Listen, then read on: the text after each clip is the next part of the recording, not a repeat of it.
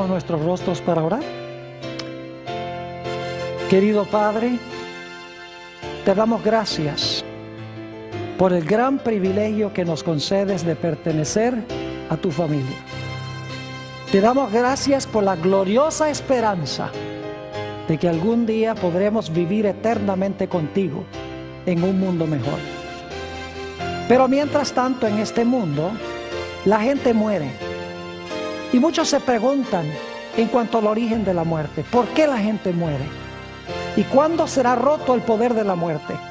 Bendícenos, Señor, al estudiar este tema. Llaves que abren el misterio de la muerte. Te lo pedimos en el precioso nombre de tu Hijo, Cristo Jesús. Amén. Nuevamente, un saludo muy cordial a todos los que nos acompañan aquí en este local para este tema tan importante. También un saludo muy especial para todos los que están viendo este programa vía satélite por televisión. Nos alegra mucho que se hayan unido a nosotros para estudiar este tema tan crucial como lo es el tema que se titula Llaves que abren el misterio de la muerte. Y lo que vamos a hacer en nuestro tema es estudiar 10 llaves que abren el misterio de la muerte. Y vamos a llevar un orden muy lógico, secuencial en nuestro estudio. Siempre me da cierto temor decir que hay 10 partes, porque entonces la gente está contando y diciendo no faltan sino 2, no faltan sino 3, etc. Pero ojalá que no hagan eso, porque todos los puntos que vamos a estudiar son muy importantes. El primer punto que quiero tratar, la primera llave, es entender qué es la vida. Vamos a buscar en nuestras Biblias Génesis, el capítulo 2 y el versículo 7. Génesis, el capítulo 2 y el versículo 7. Aquí se habla de la creación del hombre, se habla del origen de la vida. Llave número 1, ¿qué es la vida? Dice allí, y leo, entonces Jehová Dios formó al hombre del polvo de la tierra y sopló en su nariz aliento de vida, y fue el hombre un ser viviente, o como dicen algunas versiones, un alma viviente. Ahora, aquí tenemos la definición que Dios da del origen de la vida. Primer punto que notamos es que la vida es un regalo de Dios, es un don de Dios. Adán y Eva no escogieron existir. Dios los creó por su propia voluntad o por su propio deseo y les dio la vida como un don o como un regalo. Quiero que noten aquí que hay varios elementos cruciales. Dice que Dios formó al hombre del polvo de la tierra, respiró en su nariz el aliento de vida y el hombre llegó a ser un alma viviente o, como dice aquí, fue el hombre un ser viviente. Ahora, para las versiones que traducen alma viviente, debo decirles que el texto no dice que Dios le dio al hombre un alma. Ni el texto dice que el hombre tiene un alma. El texto dice que el hombre es un alma o es un ser viviente. Y quiero que noten que el alma o el ser viviente se compone de dos cosas. Uno, el polvo de la tierra y en segundo lugar, el aliento de vida. Esas dos cosas, polvo de la tierra, aliento de vida, constituyen el alma o constituyen al ser viviente. El ser viviente entonces se compone de dos partes, polvo y aliento de vida. Así que hemos visto qué es la vida. Ahora necesitamos ir a nuestra segunda llave. ¿De qué está compuesto el cuerpo del hombre? Está incluido en cierto sentido esto en nuestro primer punto, pero lo menciono como un segundo punto o una segunda llave porque quiero que quede absolutamente claro. ¿De qué está compuesto el cuerpo del hombre? Leamos Isaías, el capítulo 64 y el versículo 8. Isaías 64 y el versículo 8. Dice aquí, hablando de la creación, ahora pues, Jehová, tú eres nuestro Padre, nosotros barro, y tú el que nos formaste. Así que obra de tus manos somos todos nosotros. ¿De qué está compuesto el cuerpo del hombre? El cuerpo del hombre está compuesto de, como dice en Génesis, de polvo, pero no es polvo seco, es polvo mojado, lo que llamamos barro. Y es barro de alfarero porque Dios formó, es decir, Dios tomó el barro y con sus manos formó el cuerpo del hombre. Es decir, nuestra facultad física, nuestro cuerpo está compuesto de polvo. Y nuestro cuerpo es parte de lo que es el hombre cuando fue creado originalmente por Dios. Porque según leímos, Dios tomó polvo de la tierra y formó al hombre, el cuerpo del hombre, del polvo. Es decir, nuestro primer punto es que la vida es un don de Dios. Y el ser viviente se compone de polvo y aliento. Ahora hemos visto que nuestro segundo punto es que el cuerpo es lo que está compuesto de polvo o está compuesto de barro, como dice en Isaías 64:8. Nuestra facultad física, fisiológica, es de barro. Ahora vamos a nuestro tercer punto. Dicho sea de paso, ustedes están diciendo, vamos bien rápido, ya vamos por el 3. Bueno, algunos puntos van a exigir más tiempo. Pero el punto número 3 es, o la llave número 3, ¿qué es el espíritu que Dios le dio al hombre? Porque la Biblia dice que Dios puso en la nariz del hombre el espíritu de vida. El cuerpo era de polvo, no cabe duda alguna. Pero Dios puso también en el hombre, en ese cuerpo puso el espíritu o el aliento de vida. Note lo que dice en el libro de Job, el capítulo 33, Job 33, y vamos a leer el versículo 4, Job 33 y el versículo 4. Antes de leer este versículo, necesito decirles que hay dos palabras hebreas, porque el Antiguo Testamento fue escrito en hebreo, dos palabras hebreas que son sinónimas, es decir, significan lo mismo básicamente. La primera palabra es la palabra aliento que encontramos en Génesis 2:7. Esa palabra es la palabra neshama. Pero hay otra palabra muy semejante que es la palabra ruach.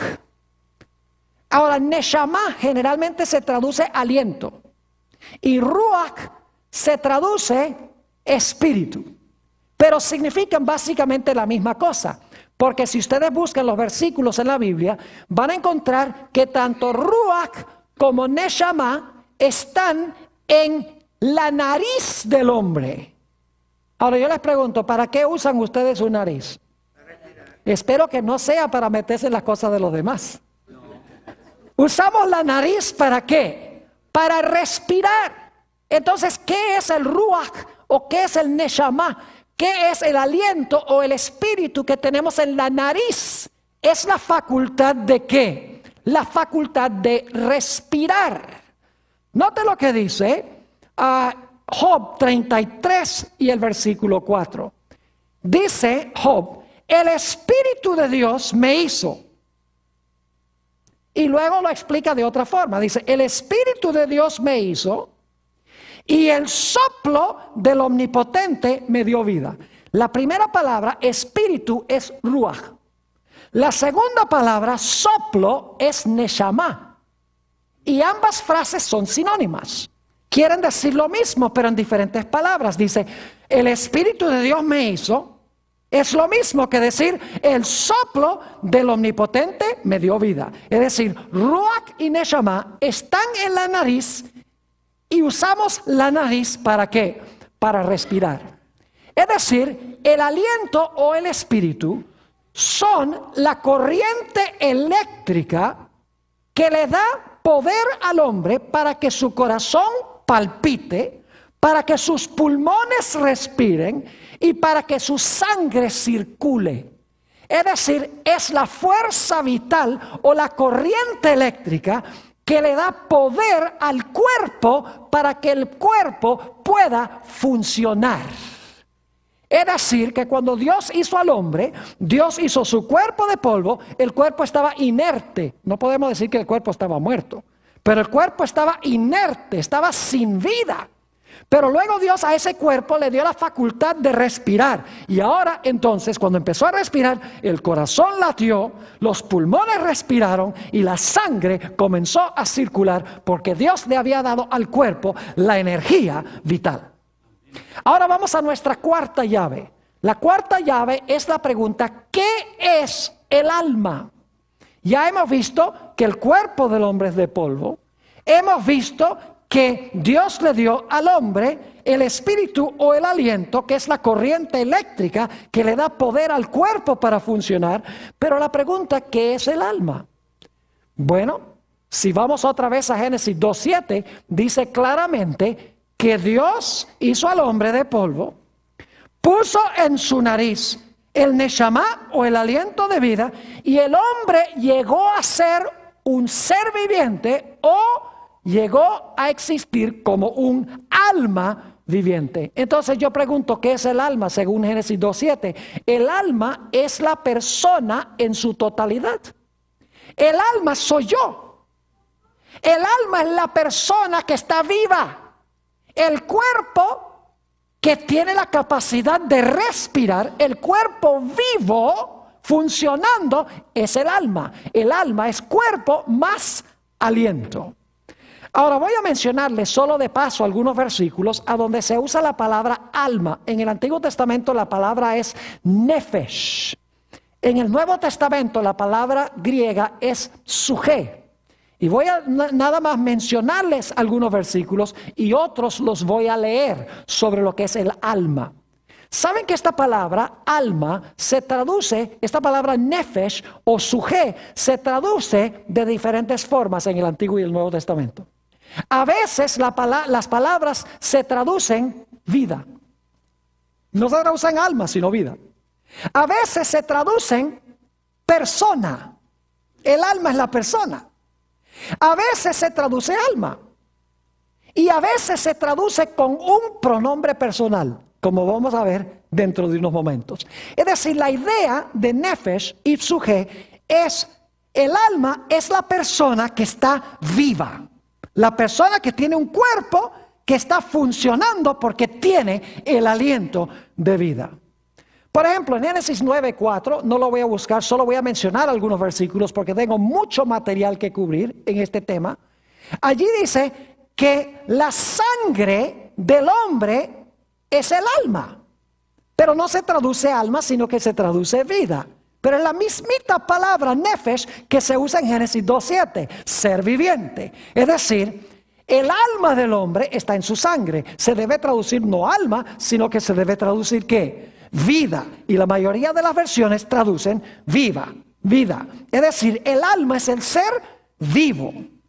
En Génesis 12 y el versículo 5 encontramos que Abraham salió de Harán para Canaán y dice que se llevó a las personas que estaban en su casa. ¿Saben que esa palabra personas allí, que estaban en su casa, es la mismita palabra nefesh? Es decir, se llevó las almas que estaban en su casa. Obviamente no eran almas intangibles, invisibles, sino que eran ¿qué? Personas. Y se traduce esa palabra personas. Génesis 14:21 es otro ejemplo.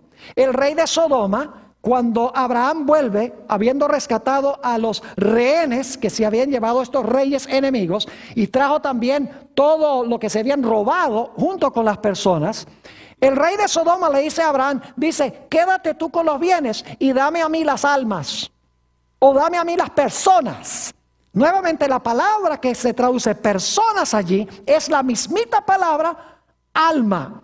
Es decir, el alma es la persona viviente. Note lo que dice Génesis 35:18. Este texto sí lo voy a leer.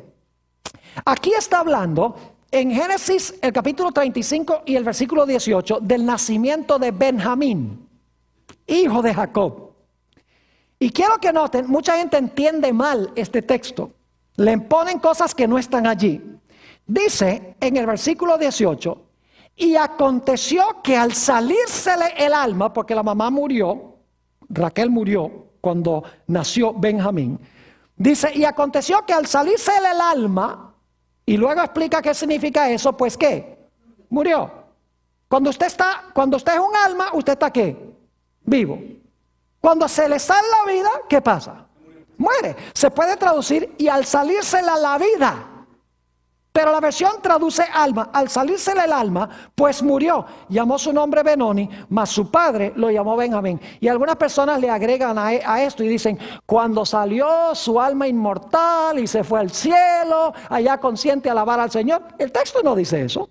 Sencillamente dice que se le salió la vida y luego explica qué significa. Murió, dice allí. Es decir, cuando a usted se le sale el alma o la vida que está en la sangre, porque la sangre circula el oxígeno, ¿cuál es el resultado? El resultado es la muerte. Levítico 17:11. Noten cómo se traduce esta palabra en 3 formas distintas en el mismo versículo. Qué interesante. Levítico 17:11. En el mismo versículo, la misma palabra se traduce de 3 diferentes formas. Dice, porque la vida...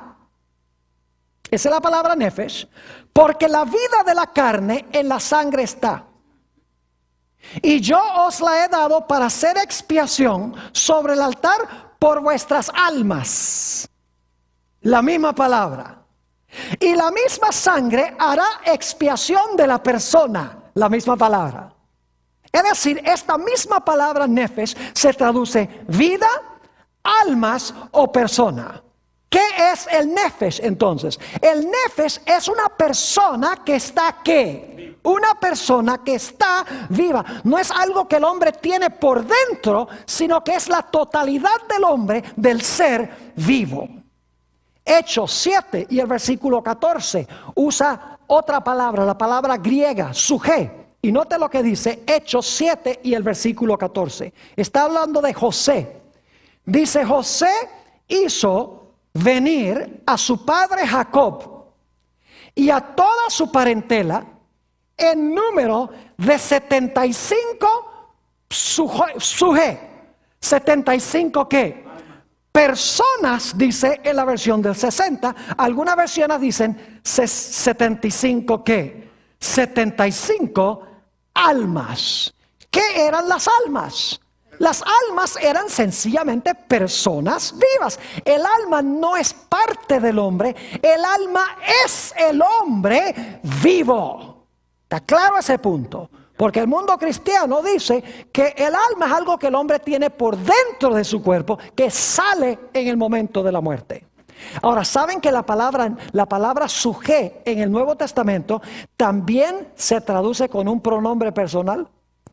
Fíjense en Mateo 16 y el versículo 26. Mateo 16, 26. Y luego vamos a comparar Lucas 9 y el versículo 25. Y vamos a comparar esos 2 versículos. Dice en Mateo 16, 26. Está hablando Jesús.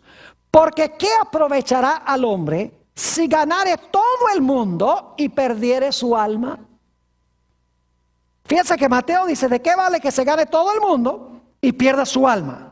Pero vamos a ver cómo lo dijo Jesús en Lucas 9:25. Dice allí, pues ¿qué aprovecha al hombre si gana todo el mundo y se destruye o se pierde a sí mismo?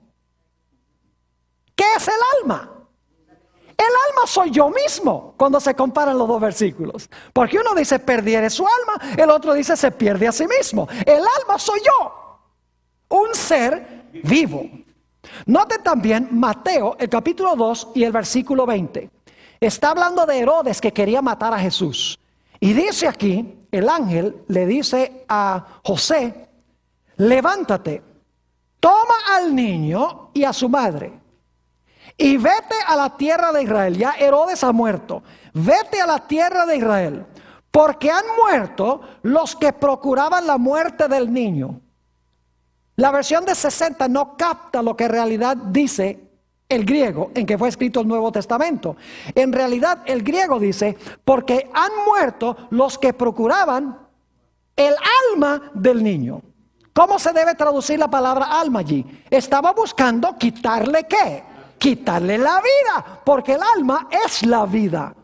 Y por esa razón la versión del 60 dice, los que procuraban la muerte del niño, aunque la palabra muerte no está allí, pero se interpreta como el hecho de que querían quitarle la vida. Eso significa que querían, ¿qué? Matarlo. Ahora escuchen bien.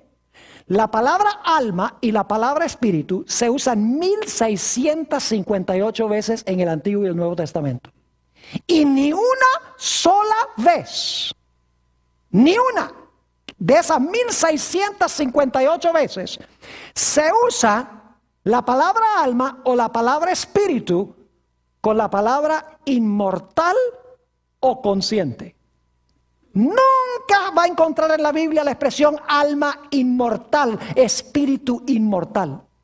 Ni va a encontrar nunca que el alma está consciente cuando sale del cuerpo o el espíritu está consciente cuando el hombre muere. No aparece en las Escrituras esa idea. En 1658 veces que aparece la palabra espíritu y la palabra alma. Vamos ahora a nuestra quinta llave que abre el misterio de la muerte. Ya hemos visto qué es la vida. Hemos visto de qué está compuesto el cuerpo del hombre. Hemos visto qué es el espíritu de vida que Dios le dio. Hemos visto qué es el alma. Ahora lo que queremos hacer es contestar la pregunta: cuando el hombre fue creado, ¿cómo se podía perpetuar o prolongar su vida? ¿Será que cuando Dios hizo al hombre le dio una batería inmortal que ni siquiera Dios le podía quitar? ¿Será que Dios creó al hombre inmortal y que el hombre tiene algo por dentro que no hay manera de matarlo? Ni siquiera Dios lo puede destruir. ¿Cómo podía, una vez que Dios creó al hombre, cómo podía prolongarse y perpetuarse la vida? ¿Era porque el hombre era inmortal o porque el hombre tenía que hacer algo para seguir viviendo? La Biblia tiene la respuesta. Vayan conmigo a Génesis 2 y el versículo 9. Dios colocó en el huerto del Edén dos árboles. Uno se conoce como el árbol de la ciencia del bien y del mal, y el otro es el árbol de la vida. Noten Génesis 2 y el versículo 9. Dice: y Jehová Dios hizo nacer de la tierra todo árbol delicioso a la vista y bueno para comer. También el árbol de ¿qué? De la vida en medio del huerto, y el árbol de la ciencia del bien y del mal.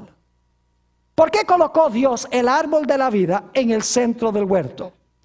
Porque Dios tenía planeado de que el hombre continuamente comiera del árbol de la vida. No iba a comer una sola vez, sino que iba a regresar paulatinamente para comer. Es decir, el árbol de la vida era como un cargador de baterías. Y Adán y Eva iban a tener que venir al árbol de la vida, y yo pienso que es cada mes, y van a ver por qué razón más adelante. Cada mes debían venir y comer del fruto del árbol de la vida para reabastecer su vida y para continuar viviendo. Es decir, su fuente de vida no estaba dentro de ellos, la fuente de vida estaba fuera de ellos en un árbol. En el árbol que pertenecía a Dios.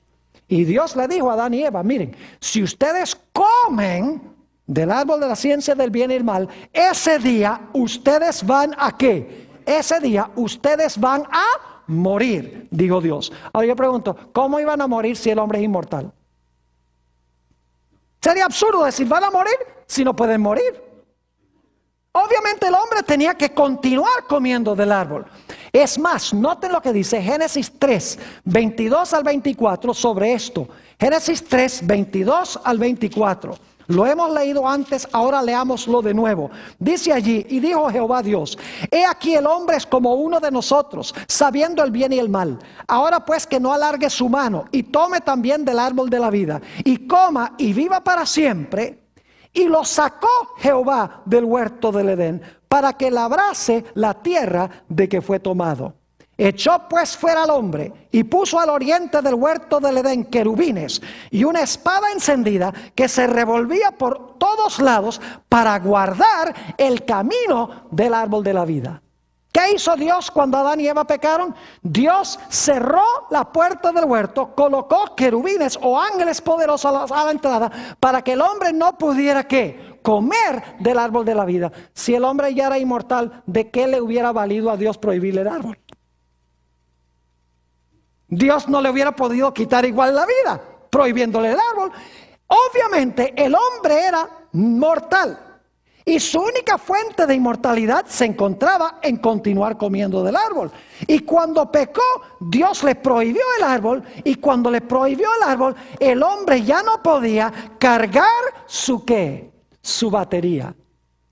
Y ahora voy a compartir con ustedes algo que voy a compartir más adelante cuando hablemos de la salud en el libro de Génesis. Pero si ustedes miran Génesis 5, ustedes van a ver que la longitud de la vida de los que se mencionan en esa genealogía es extraordinaria.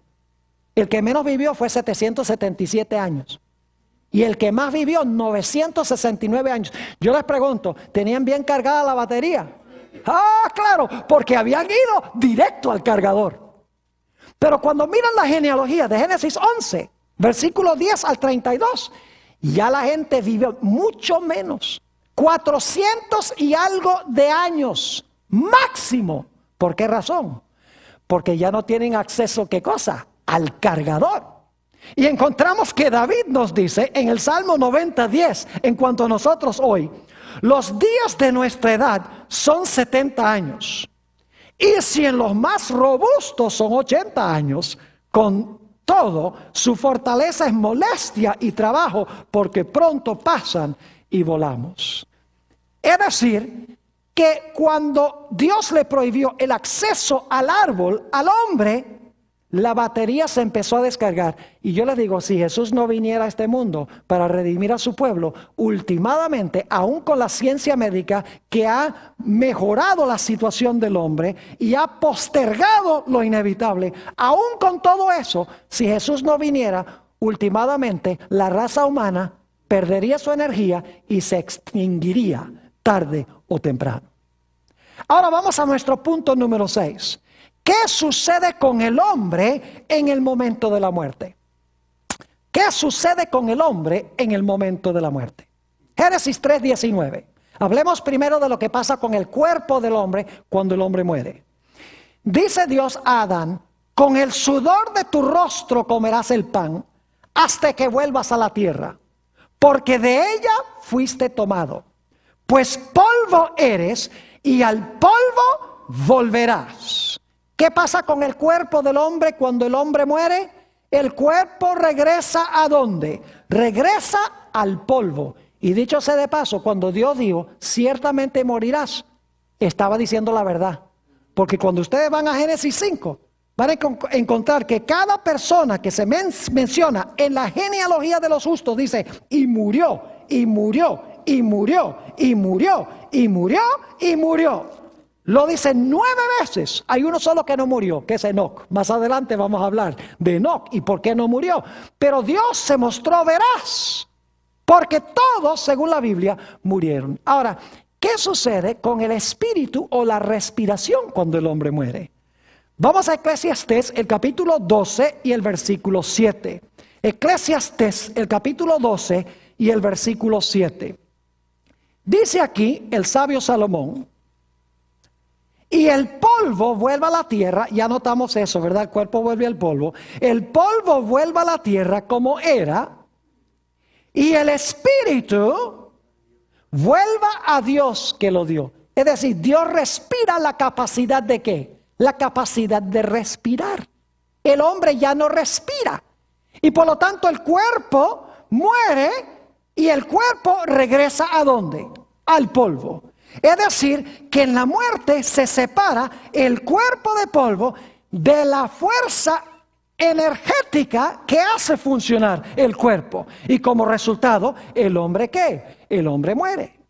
Noten el proceso de la muerte de Jesús. Lucas 23 y el versículo 46. Hablando de la muerte de Jesús dice, entonces Jesús, clamando a gran voz, dijo, Padre, en tus manos encomiendo mi espíritu. Y habiendo dicho esto, ¿qué? Habiendo dicho esto, expiró. Es decir, el aliento, ¿qué pasa? El aliento se le ¿qué? Se le fue, se le salió. Hizo así. Y ya el cuerpo no funcionaba. Ya no era un alma viviente. Ahora, el cuerpo de Jesús no vio corrupción, a diferencia que el cuerpo nuestro. Pero el cuerpo nuestro vuelve al polvo. Noten Juan 19 y el versículo 30. Dice, cuando Jesús hubo tomado el vinagre, dijo, consumado es. Y habiendo inclinado la cabeza, entregó, ¿qué cosa? Entregó el Espíritu. Es decir, dejó de ¿qué?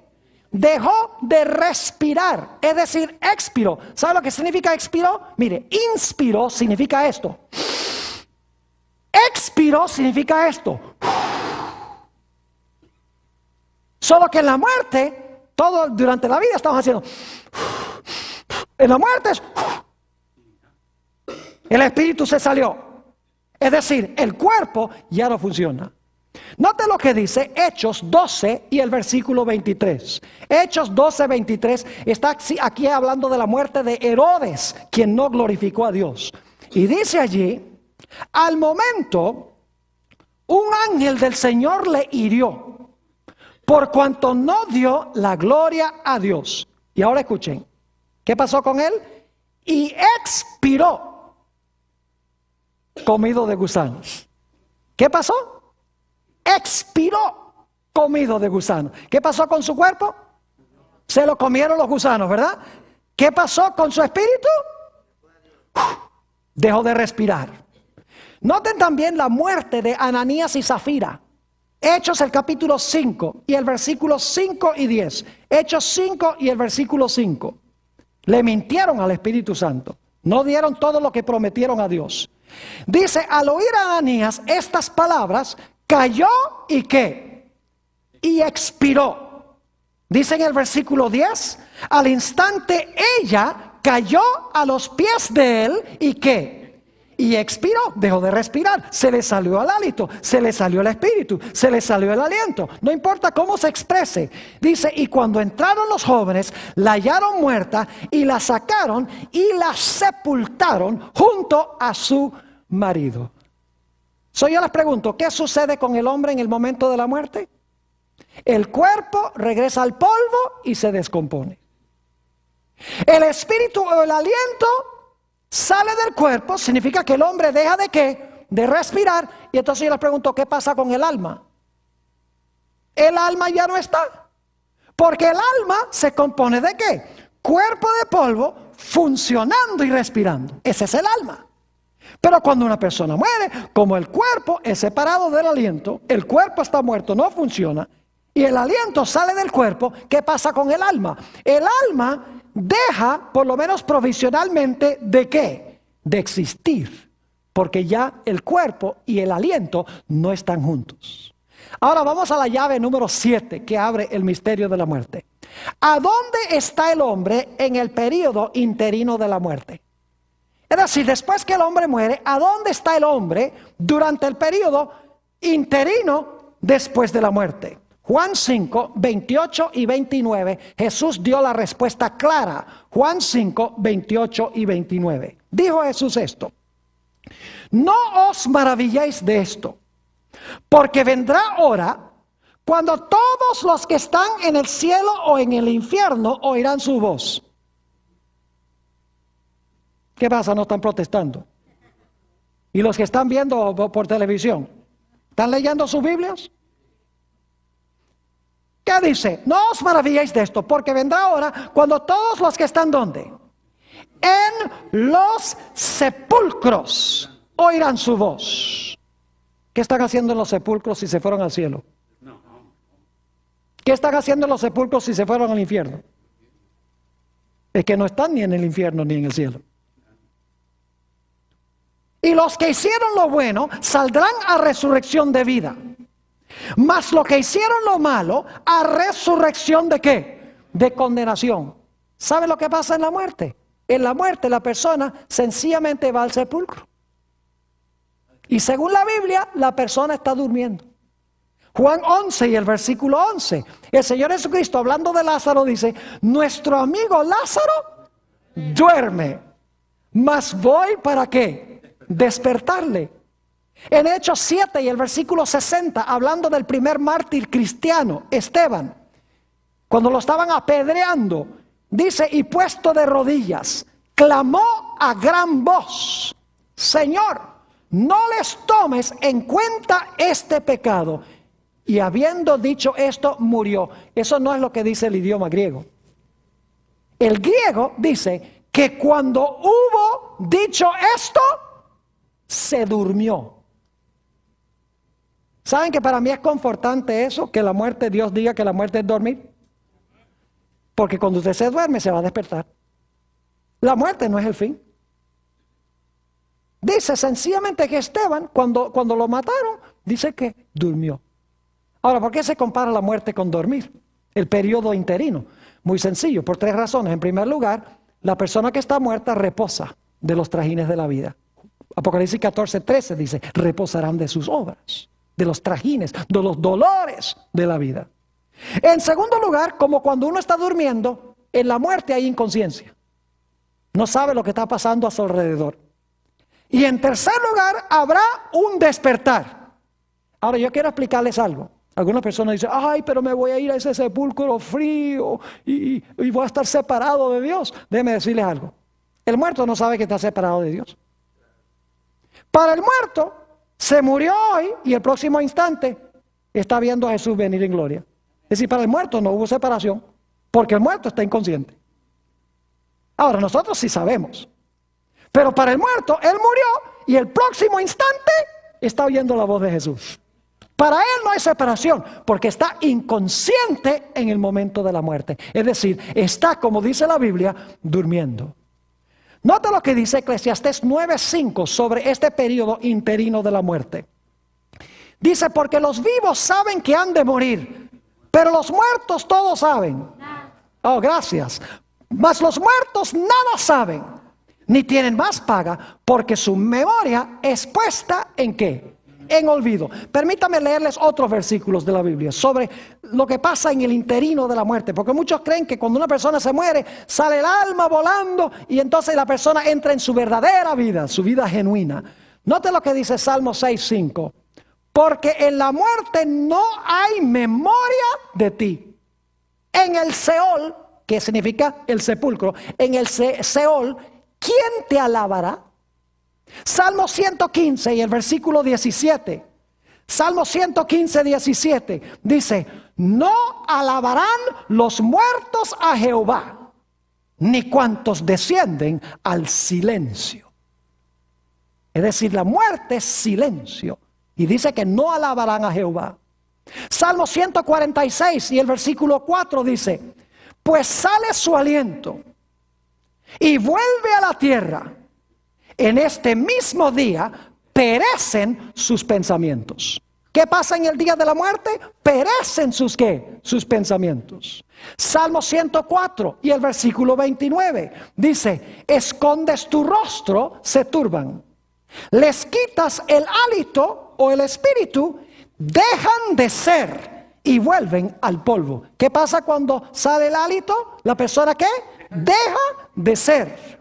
Isaías 38, 18 dice, porque el Seol o el sepulcro no te exaltará, ni te alabará la muerte, ni los que descienden al polvo esperarán tu verdad. Y en Hechos 2, 29 y 34 se nos dice que David no ascendió al cielo. Aunque murió un hombre salvo, David no ascendió al cielo. Ahora vamos a la llave número 8. ¿Hay esperanza de vida para el cristiano después de la muerte? Claro que sí. En Génesis 2:17 Dios le dijo al hombre, si tú comes del árbol, ¿tú vas a qué? Ese mismo día vas a morir, mas del árbol de la ciencia y del bien y del mal no comerás, porque el día que de él comieres, ¿qué va a pasar? Morirás. Yo pregunto, ¿Adán y Eva murieron ese mismo día? Espiritualmente sí, pero ¿murieron en todo sentido de la palabra? No. ¿Por qué no murieron ese día? Ya hemos visto en temas anteriores. Génesis 3:21 nos dice que ese día hubo 2 sacrificios. No dice 2, pero dice vestiduras de pieles, en plural. Eran 2 pecadores. Se mataron animales. Y esos animales representaban ¿qué cosa? Representaban la muerte de Cristo Jesús en la cruz del Calvario para salvar al hombre. Es decir, estaba indicando de que Jesús iba a tomar la muerte que nos pertenece a nosotros para que nosotros pudiésemos recibir su vida. Note lo que dice 1 de Pedro 1, 18 al 20.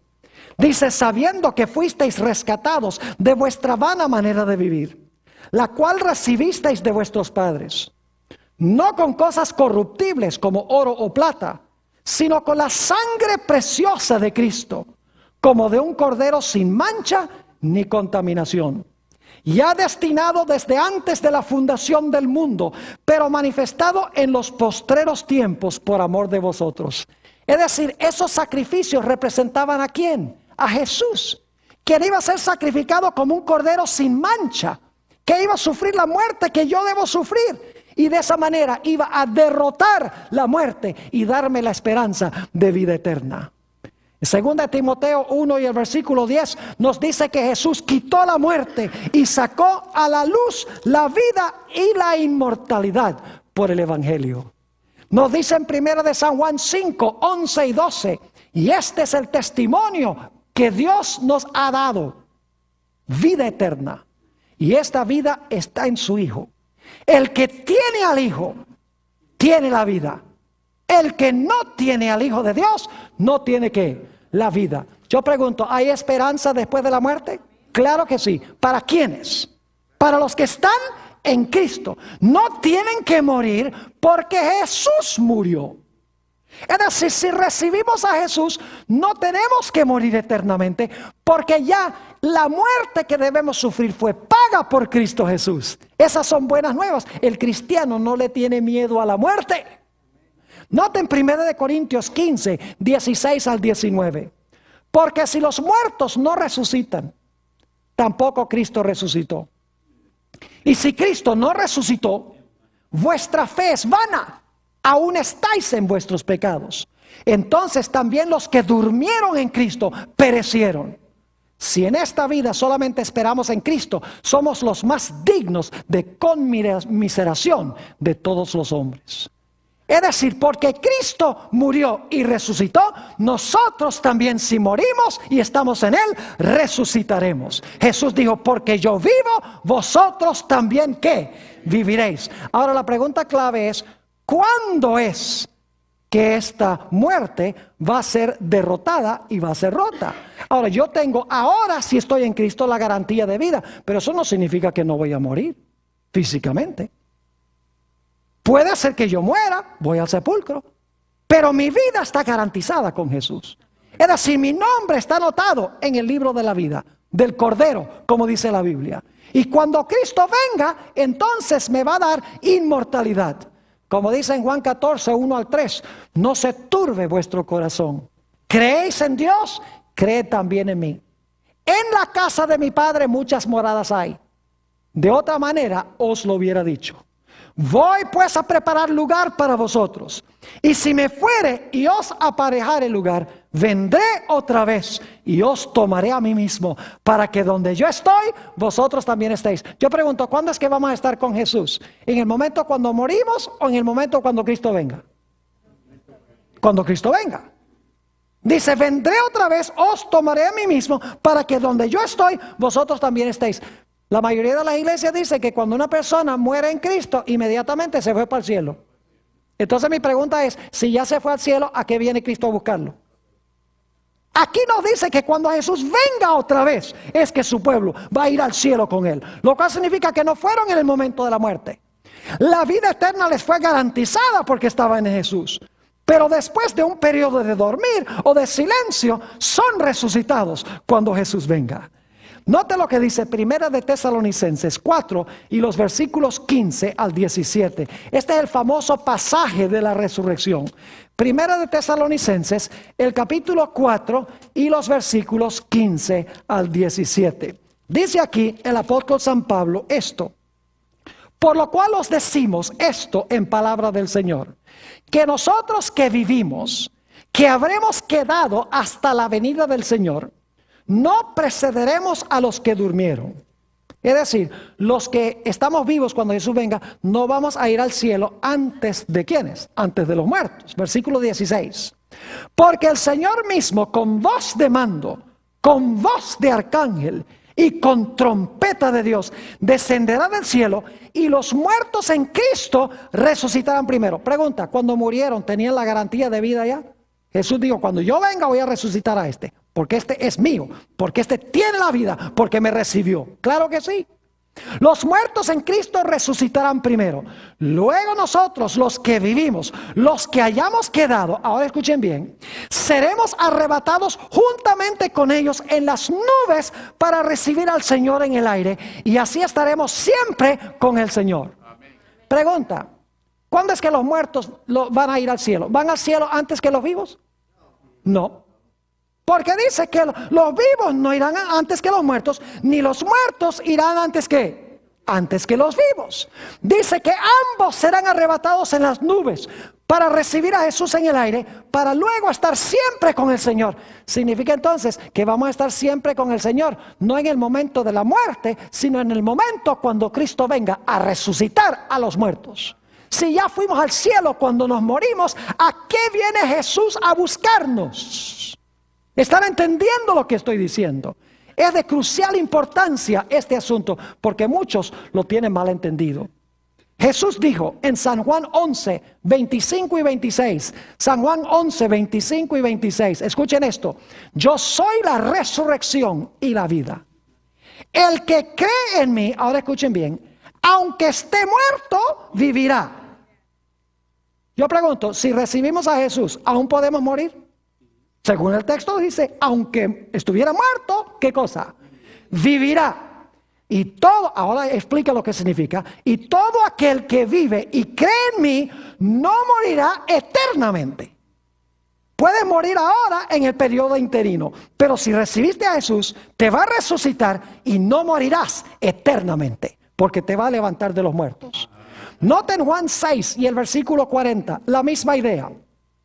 Y esta es la voluntad del que me ha enviado, que todo aquel que ve al Hijo y cree en Él, tenga vida eterna. Es decir, cuando yo recibo a Jesús, ¿qué tengo? Vida eterna. Pero ahora escuchen lo que dice la última parte del versículo. Y yo le resucitaré en el día postrero. ¿Puede usted tener vida eterna y morir igual? ¿Y pasar un periodo de silencio después de la muerte? ¿De dormir después de la muerte? Claro que sí. Pero Jesús dice, tú tienes garantizada la vida y te resucitaré en el día postrero. La esperanza del cristiano no está en el alma irse al cielo cuando la gente se muera. La esperanza del cristiano es que aunque muera, cuando Cristo venga, lo va a resucitar y lo va a llevar al reino con Él. Ahora necesitamos ir a la llave número 9. ¿Cómo se perpetuará la vida cuando resucitemos? ¿Cómo se va a perpetuar la vida cuando resucitemos? ¿Será que vamos a tener inmortalidad propia nuestra? No derivada, sino propia nuestra. La respuesta es que no. Note lo que dice Apocalipsis 21:4. Vamos rápidamente a Apocalipsis 21 y el versículo 4. Nos habla de cómo va a ser la vida en la tierra nueva, en la nueva Jerusalén. Dice allí en Apocalipsis 21 y el versículo 4, enjugará Dios toda lágrima de los ojos de ellos. Y ya no habrá muerte, ni habrá más llanto, ni clamor, ni dolor, porque las primeras cosas pasaron. Noten que dice que ya no habrá más ¿qué? Ya no habrá llanto, ni clamor, ni ¿qué? Ni dolor, ni muerte, dice aquí. Ahora yo pregunto, ¿por qué razón no va a haber muerte? Vayan conmigo a Apocalipsis 22 y el versículo 2. Apocalipsis 22 y el versículo 2. Dice, en medio de la calle de la ciudad y a uno y otro lado del río estaba el árbol de la vida, que produce 12 frutos, dando cada mes su fruto, y las hojas del árbol eran para la sanidad de las naciones. ¿Qué es lo que está en la ciudad? Lo que está en la ciudad es el árbol de la vida. ¿Estaba en el huerto del Edén? ¿Estará en el nuevo huerto del Edén? Claro que sí. Es decir, que va a haber un árbol de la vida que produce su mes cada ¿qué? Su fruto cada ¿qué? Cada mes. ¿Y qué va a hacer el pueblo de Dios? Hemos leído Isaías 66, 22 y 23. Vayan conmigo ahí un momento. Isaías 66 y el versículo 22 y 23. Vale la pena leerlo de nuevo. Es decir, nuestra vida no va a ser propia. Nuestra vida va a ser derivada. Vamos a tener que ir al cargador de baterías. Nuestra inmortalidad será contingente, derivada de Dios, de su árbol. Noten Isaías 66 y el versículo 22 y 23. Dice aquí, porque como los cielos nuevos y la nueva tierra que yo hago permanecerán delante de mí, dice Jehová, así permanecerá vuestra descendencia y vuestro nombre. Y ahora escuchen, y de mes en mes. ¿Por qué vamos a ir de mes en mes? Porque cada mes el árbol produce ¿qué? Su fruto. Dice, y de mes en mes, y de día de reposo en día de reposo, vendrán todos a adorar delante de mí, dijo Jehová. Es decir, en la tierra nueva va a haber el árbol de la vida. Y tendremos que ir cada mes, ¿para qué? Para comer del árbol de la vida. Y al comer del árbol de la vida, de esa manera continuaremos viviendo para siempre. Note lo que dice Apocalipsis 2 y el versículo 7 sobre este aspecto de comer del árbol de la vida. Dios promete, Dios hace una promesa linda. Apocalipsis el capítulo 2 y el versículo 7. Es una promesa que hace a las 7 iglesias. Y dice aquí en el versículo 7, la promesa que da a la iglesia de Éfeso, dice, el que tiene oído, oiga lo que el Espíritu dice a las iglesias. Al que venciere, le daré a comer del árbol de la vida, el cual está en medio del paraíso de Dios. Y en Apocalipsis 22, 14 dice, bienaventurados los que guardan sus mandamientos, para que su potencia sea en el árbol de la vida y que entren por las puertas en la ciudad.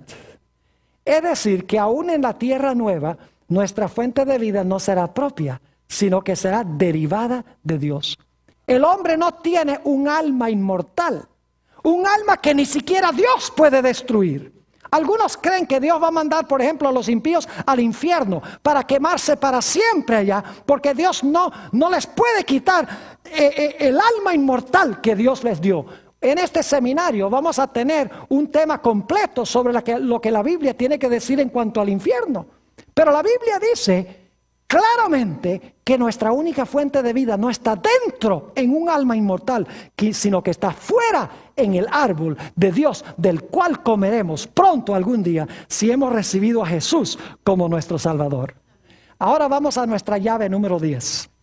¿A dónde se originó la doctrina de la inmortalidad del alma? ¿Y qué implicaciones tiene? ¿Saben dónde se originó la idea de que el hombre es inmortal? ¿De que el hombre tiene un alma inmortal? Se originó en el huerto del Edén. Y no con Dios, sino con el diablo. Escúcheme bien los que están viendo vía satélite por televisión. El diablo le dijo a Eva, ¿no qué? No moriréis, mas seréis como dioses, sabiendo el bien y el mal. ¿Quién fue el que dijo que el hombre es inmortal? No fue Dios, sino que fue ¿quién? Satanás. Y escuchen lo que les voy a decir. Hay varias implicaciones muy serias de esta doctrina que se enseña en la iglesia cristiana de que el alma del hombre es inmortal.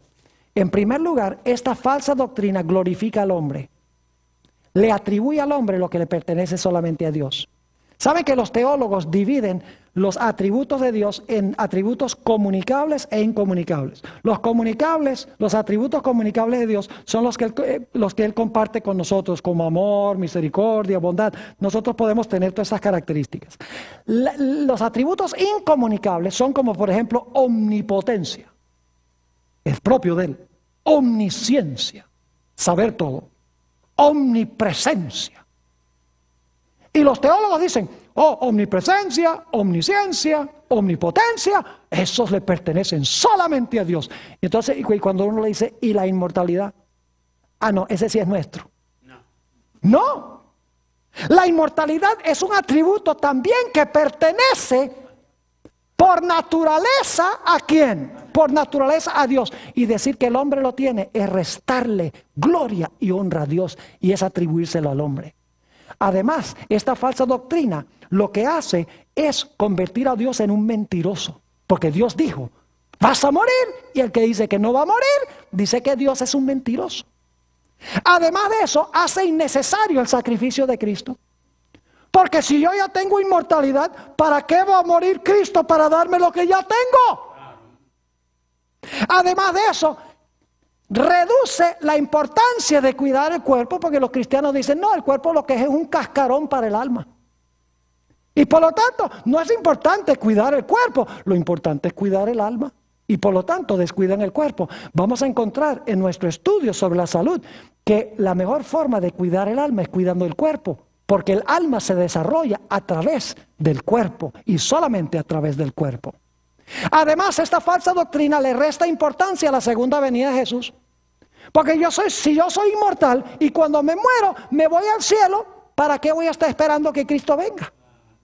Y finalmente, esta falsa doctrina le abre la puerta de la iglesia al espiritismo. La idea de que los muertos, si usted cree que los muertos no están muertos, entonces usted va a creer de que es posible que los muertos regresen a comunicarse con los vivos, como están enseñando muchas iglesias hoy en día. Yo doy gloria a Dios que Dios ha dejado claro este tema en cuanto a la muerte. Y especialmente le doy gloria y honra a Dios, porque Él promete que si recibimos a Jesús como nuestro Salvador y Señor, podremos vivir eternamente en la patria celestial con Él.